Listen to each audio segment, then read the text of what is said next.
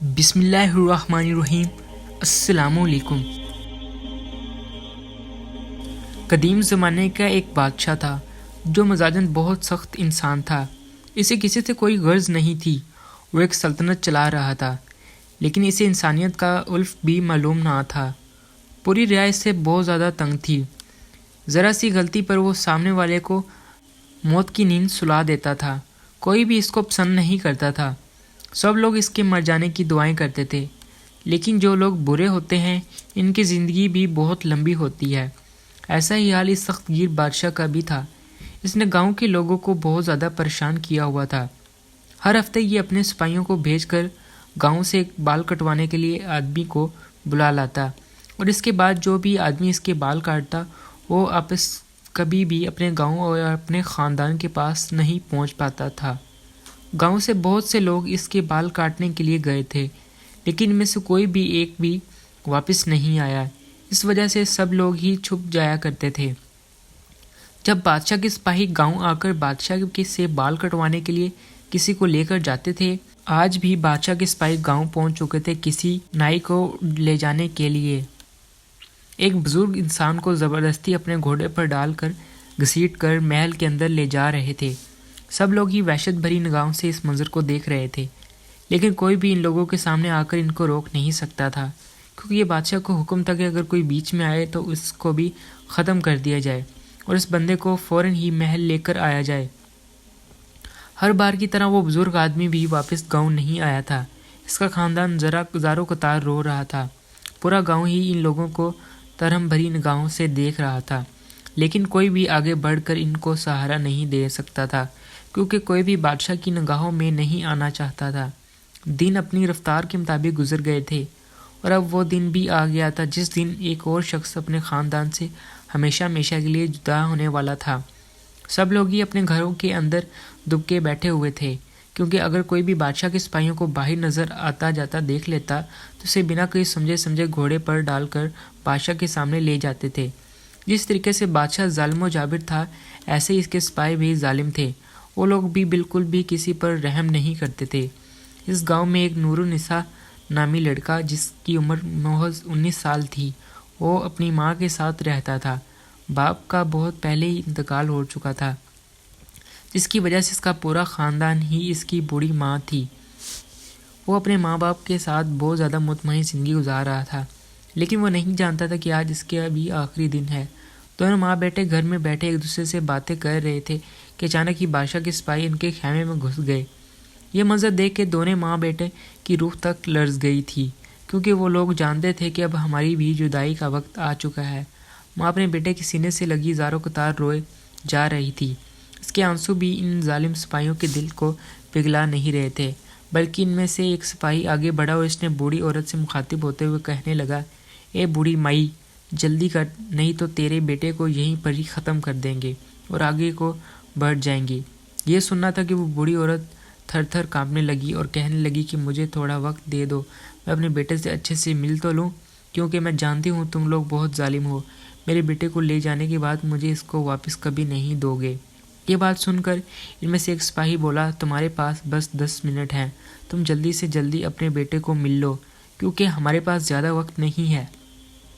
اگر بادشاہ کے پاس تمہارا بیٹا کم وقت میں پہنچا تو تمہارے لیے مزید پریشانی لاحق ہو جائے گی۔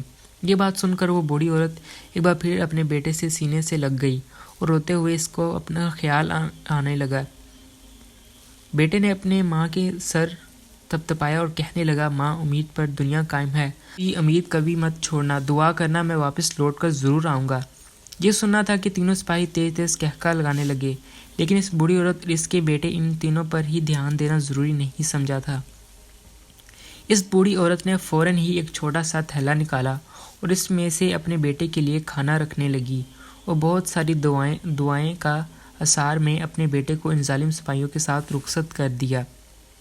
وہ جس طریقے سے آئے تھے ویسے ہی نور نساء کو اپنے گھوڑے پر ڈال کر لے جانے لگے تھے، جبکہ اس کی بوڑھی ماں تیز تیز ان کے پیچھے دوڑتی ہوئی جا رہی تھی۔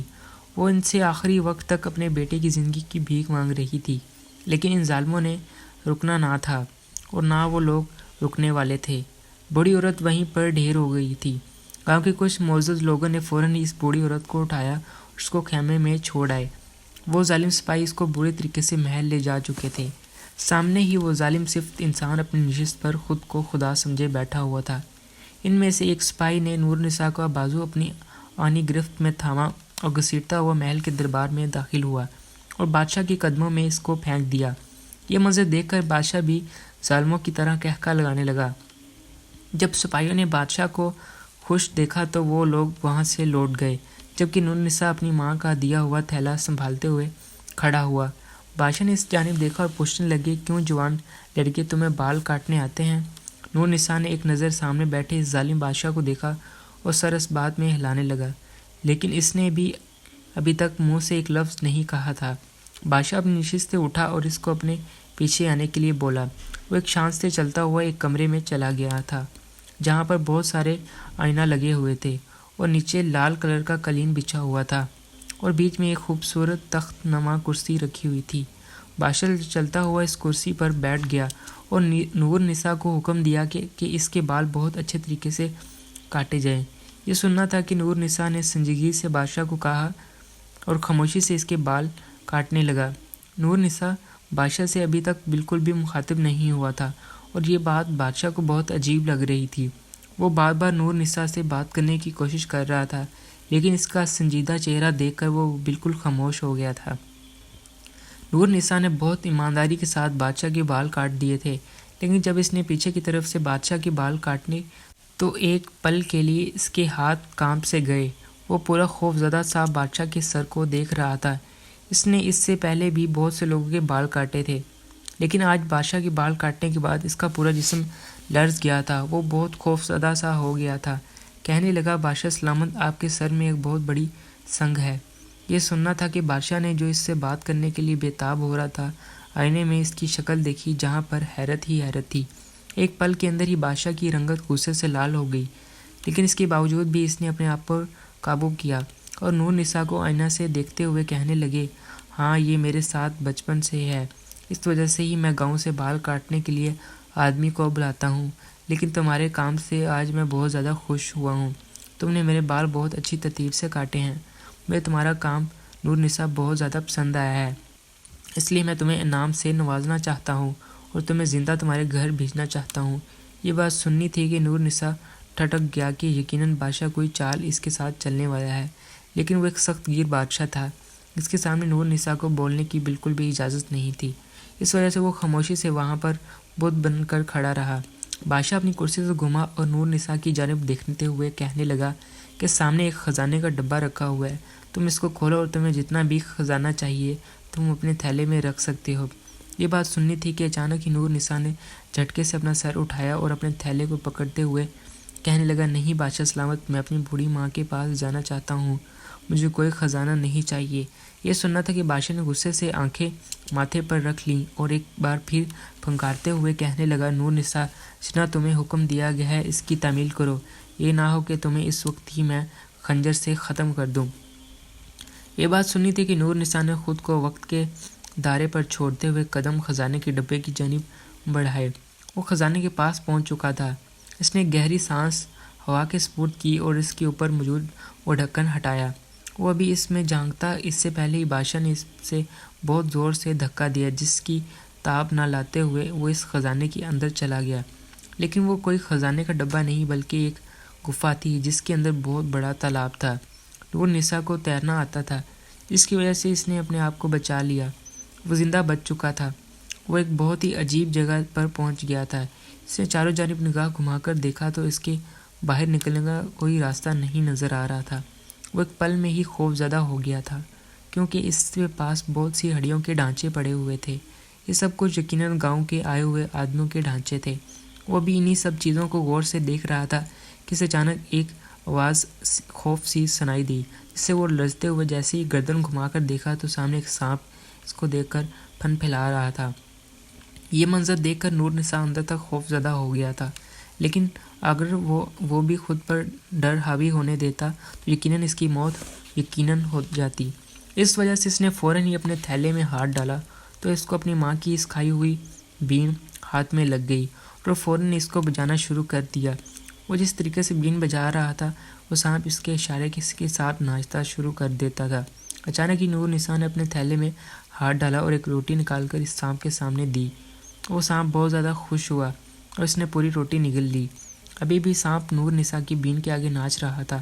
نور نساء نے اس سانپ کے اوپر بیٹھ گیا اور سانپ بہت بڑا تھا، اس کی لمبائی تقریباً 50 فٹ کے قریب تھی۔ اس چیز کا فائدہ اٹھاتے ہوئے نور نساء نے اس کے سر پر بیٹھ چکا تھا۔ اس سانپ نے فوراً ہی خود کو اوپر اٹھانا شروع کر دیا اور دیکھتے ہی دیکھتے نور نساء ایک ایسی روشن دان کے پاس پہنچ چکا تھا جہاں سے نکلنا بہت زیادہ آسان تھا۔ اس نے سانپ کی جانب دیکھا اور ایک بار پھر بین بجاتا ہوا سانپ کو روشن دان کے پاس لے آیا اور اس کو سمجھنے سے پہلے ہی وہ اس روشن دان سے باہر نکل گیا۔ باہر نکلنے کے بعد جب اس نے چاروں جانب نگاہ گھمائی تو کوئی جنگل تھا۔ یہ منظر دیکھ کر وہ ایک بار پھر خوفزدہ ہو گیا، کیونکہ وہ سانپ سے تو بچ چکا تھا، لیکن وہ بہت اچھے طریقے سے جانتا تھا کہ جنگل میں تو بہت سے جنگلی جانور ہوں گے جس سے بچنا اس کے لیے بہت زیادہ مشکل عمل تھا۔ لیکن اس نے ہمت نہیں ہاری اور قدم با قدم چلتا ہوا جانے اللہ سے دعا کرنے لگا کہ اس کی حفاظت کی جائے۔ دیکھتے ہی دیکھتے وہ جنگل کے آخری حصے میں پہنچ گیا تھا کہ ابھی وہ جنگل سے باہر نکلتا اس سے پہلے ہی اسے پیچھے کسی کے گڑگڑانے کی آواز آئی۔ اس نے جیسے ہی پلٹ کر دیکھا تو اس کی روح پرواز ہونے کی در پر آ گئی، کیونکہ سامنے ایک بڑا جنگلی شیر کھڑا ہوا تھا۔ اس کے ہاتھ پیر خوف سے لرزنے لگے، اسے سمجھ نہ آیا کہ وہ کیا کرے۔ شیر اپنے شکار کو دیکھ کر اس کے پاس آنا شروع ہو چکا تھا، جبکہ نور نساء فوراً ہی بھاگنا لگا۔ وہ کسی بھی طور پر اپنی جان اپنی ماں کی خاطر بچانا چاہتا تھا، اور جیسے ہی اس کے سامنے ایک درخت نظر آیا تو وہ بنا شیر کو سمجھنے کا موقع دیے بغیر اس کو پیڑ کی ٹہنی پر چڑھ گیا، وہاں پر بیٹھ کر باہر نکلنے کے بارے میں منصوبے بنانے لگا۔ لیکن شیر اپنا شکار چھوڑنے کے لیے بالکل بھی راضی مند نہیں تھا۔ اس وجہ سے اس کو اب ایسا کچھ کرنا تھا کہ جس سے شیر اس کی جان چھوڑ دے۔ اچانک ہی اس نے اپنے ماں کے دیے ہوئے تھیلے میں سے وہی بین نکالی اور اس کو ایک خوبصورت طریقے سے بجانے لگا۔ پہلے تو شیر اس بین کی مدھو آواز کو بار بار جھٹکنے جا رہا تھا، لیکن دیکھتے ہی دیکھتے شیر گول گول گھومنے لگا اور اس کو یہ بین کی آواز بہت پسند آ رہی تھی، اور یہ دیکھ کر نور نساء اطمینان میں آ رہا تھا۔ یقیناً اب وہ یہاں سے آرام سے نکل سکتا تھا۔ اس نے اپنے تھیلے سے اپنی ماں کی دی ہوئی 2 مزید روٹیاں نکالی اور شیر کے آگے ڈال دی۔ یہ دیکھ کر شیر خوشی سے مزید گول گول گھوما اور ان 2 روٹیوں کو کھا لیا۔ نور نساء نے ہمت کے قدم پیڑ سے نیچے اتارے اور شیر کے پاس جا کر اس کے سر کو آرام آرام سے سہلانے لگا۔ یہ کرنے کی دیر تھی کہ شیر اس کے پاس گول گول گھومنے لگا اور اس کے پاؤں چاٹنے لگا۔ شیر کو وہ انسان بہت زیادہ پسند آ گیا تھا، اس وجہ سے وہ شیر کو وہیں چھوڑ کر خاموشی کے ساتھ جنگل کے اندر جانے لگا۔ اب وہ جنگل کے آخری حصے پر پہنچ چکا تھا جہاں سے وہ اپنے گھر آرام سے جا سکتا تھا۔ اس نے ایک نظر ان تمام تر مشکلات کو دیکھا تو جہاں سے وہ گزر کر آیا تھا، اس کے بعد اس نے جنگل کے اس آخری حصے کو بھی پار کر لیا اور اپنے گاؤں داخل ہو گیا۔ یہ اس کے لیے بہت بڑی جیت تھی کہ وہ اس ظالم بادشاہ کے چنگل سے چھوٹ کر واپس اپنی ماں کے پاس پہنچ چکا تھا۔ لیکن اس نے سوچ لیا تھا کہ وہ اس بادشاہ کو بھی اس دنیا میں مزید اپنی حکمرانی نہیں کرنے دے گا، کیونکہ تمام رعایا کے لوگ اس ظالم بادشاہ سے بہت زیادہ تنگ تھے۔ اس وجہ سے وہ بہت سے خاندان اجاڑ چکے تھے۔ اگر آج وہ اپنی عقل مندی نہیں دکھاتا تو وہ کبھی بھی اس عذاب جیسے جنگل اور اس سانپ کے پھن سے بچ نہیں پاتا تھا۔ وہ سیدھا اپنی ماں کے پاس گیا اور اپنے کو سینے میں بھیج لیا، جبکہ اس کی ماں نے جب اس کو صحیح سلامت اپنے سامنے کھڑے ہوئے دیکھا تو اللہ کے حضور سجدہ ریز ہو کر بلند آواز میں رونے لگی۔ لیکن اس نے اپنی ماں کو چپ کرایا اور ان کو اپنے منصوبے کے بارے میں سمجھانے لگا کہ اس کی ماں بار بار ایک ہی بات بول رہی تھی کہ نہیں، ہم لوگ یہاں سے بہت دور چلے جائیں گے، لیکن اس نے سب معاملاتوں میں نہیں پڑو گے۔ تو میں کسی طور پر بھی کھونا نہیں چاہتی ہوں، کیونکہ میرے پاس تمہارے علاوہ کوئی بھی نہیں ہے۔ میں تو ساری امیدیں کھو چکی تھی، لیکن اللہ رب العزت چاہتے ہیں کہ تم میرے پاس واپس آ جاؤ۔ اب میں تمہیں کبھی بھی اس ظالم بادشاہ کی طرف راغب ہونے نہیں دوں گی۔ لیکن اس نے سوچ لیا تھا کہ وہ اب سب لوگوں کو اس ظالم بادشاہ کی قہر سے بچا کر ہی دم لے گا۔ وہ اپنی ماں کو سمجھا بجھا کر باہر آ گیا۔ اب اس کو کوئی ایسا منصوبہ تیار کرنا تھا جس سے آسانی پیدا ہو جائے۔ وہ چلتا جا رہا تھا اور اس کو کوئی ہوش نہیں تھا کہ وہ کس طرف کو نکل آیا۔ لوگ اس کو حیرت بھری نگاہوں سے دیکھ رہے تھے کہ نور نساء کو وہ سپاہی لے کر جا چکے تھے، لیکن اس کے باوجود بھی نور نساء پورے دھڑلے کے ساتھ گاؤں میں گھوم پھر رہا ہے۔ کوئی بھی اس کے پاس آ کر یہ سوال کرنے کی ہمت نہیں جٹا پا رہا تھا۔ نور نساء اپنے گاؤں سے بہت دور نکل آیا تھا وہ اتنا دور پہنچ چکا تھا کہ اسے کوئی ہوش بھی نہیں تھی۔ یہ کوئی جنگل نما جگہ تھی۔ اسے بہت دور ایک جھونپڑی نظر آئی۔ اس نے یہی سوچا کیوں نہ یہ تھوڑی دیر اس جھونپڑی میں آرام کر لیا جائے۔ وہ بھی یہی سوچتے ہوئے اس جھونپڑی کے پاس پہنچا تھا کہ اندر سے ایک دوہیکل آدمی باہر نکلا، جس کی آنکھیں لال سرخ ہو رہی تھی۔ اس کے بال کندھے تک تھے۔ اس کی جسامت بہت بھاری تھی، بانس جیسا لمبا قد تھا۔ یہ سب کچھ دیکھ کر نور نساء اندر تک کانپ گیا اور اب سے اپنی بے اختیاری پر یقین دم خیال آیا تھا کہ وہ اپنے گاؤں سے بہت دور آ چکا ہے۔ وہ فوراً ہی پلٹ کر جانے لگا، لیکن اس سے پہلے ہی وہ دوہیکل آدمی اسے دیکھ چکا تھا۔ اس نے یکدم ہی آواز دی، لڑکے رک جاؤ، کون ہو تم؟ اس آدمی کی آواز میں سننے کی دیر تھی کہ نور نساء خوفزدہ سا پلٹا اور کانپتی ہوئی آواز میں کہنے لگا، میں ایک چرواہا ہوں اور اپنے گاؤں سے ایک ایسے گھومنے کے لیے نکلا تھا، لیکن مجھے علم ہی نہیں ہوا کہ میں بہت دور نکل آیا ہوں۔ یہ بات سن کر وہ آدمی ہنسنے لگا اور کہنے لگا، نور نساء جھوٹ نہیں بولو، مجھے بتاؤ آخر ایسی کیا بات ہے جو تم یہاں پر آئے ہو؟ جبکہ نور نساء پریشان سا اس آدمی کو دیکھ رہا تھا، کیونکہ وہ حیران ہو چکا تھا کہ اتنی دور رہتے ہوئے اس آدمی کو اس کا نام کیسے پتا۔ جب اس آدمی نے نور نساء کے چہرے پر حیرت دیکھی تو وہ کہنے لگا، میں اس جھونپڑی میں بہت عرصے دراز سے رہ رہا ہوں، لیکن جو پاس گاؤں ہے میں یہاں کے ایک آدمی سے واقف ہوں، اور وہ تمہارے بارے میں نے سنا تھا کہ تمہیں وہ بادشاہ اٹھا کر لے گیا ہے، لیکن اس کے باوجود تم زندہ بچ آئے تھے۔ تمہاری یہ جیت بہت بہت مبارک ہو۔ نور نساء نے جب یہ سنا تو وہ کہنے لگا، مجھے اس بادشاہ کو کسی طور پر بھی اب ختم کرنا ہے، کیونکہ میں نہیں چاہتا وہ ظالم دیوتا جیسے بادشاہ اب مزید اس دنیا میں اپنی حکمرانی کریں، کیونکہ اس نے بہت سے لوگوں کے خاندانوں کو اجاڑ دیا ہے۔ اس جیسے ظالم بادشاہ کو اب مر جانا چاہیے۔ یہ بات سننی تھی کہ وہ آدمی پرسوچ نگاہوں سے نور نساء کی جانب دیکھتے ہوئے کہنے لگا۔ اس کے بعد وہ گمگین آواز میں بولا، نور نساء کیا تمہیں لگتا ہے کہ یہ آسان کام ہوگا؟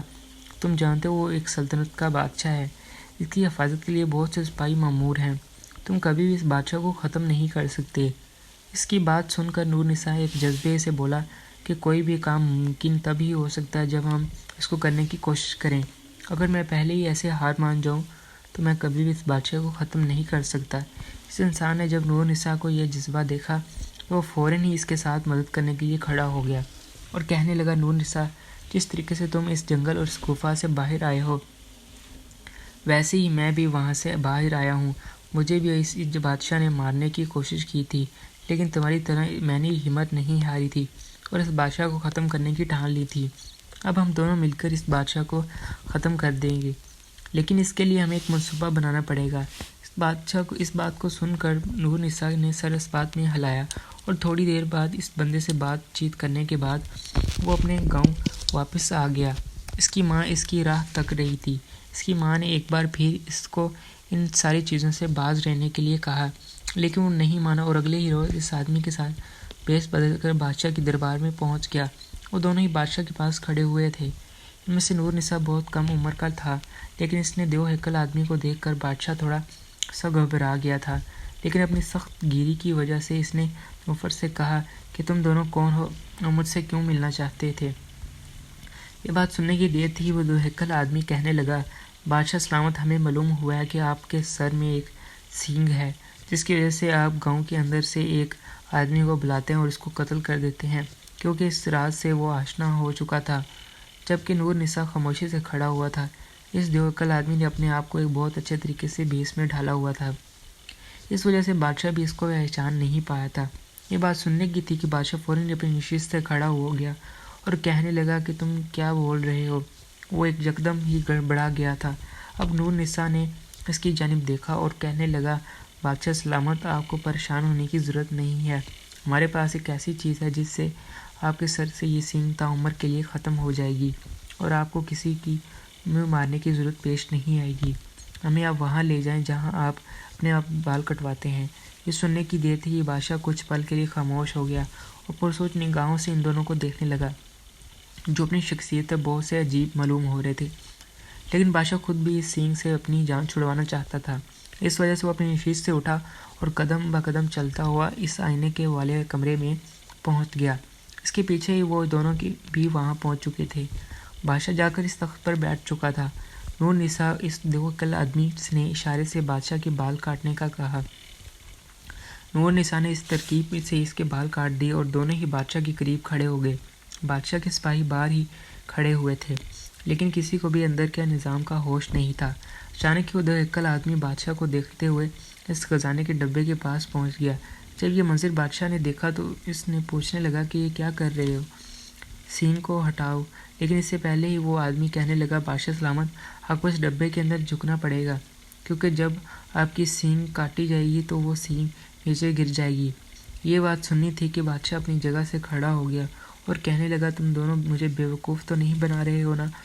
دونوں نے ہی سر منفی میں ہلایا اور انہیں یقین دلاتے ہوئے کہنے لگا، نہیں نہیں بادشاہ سلامت، ہم سچ بول رہے ہیں۔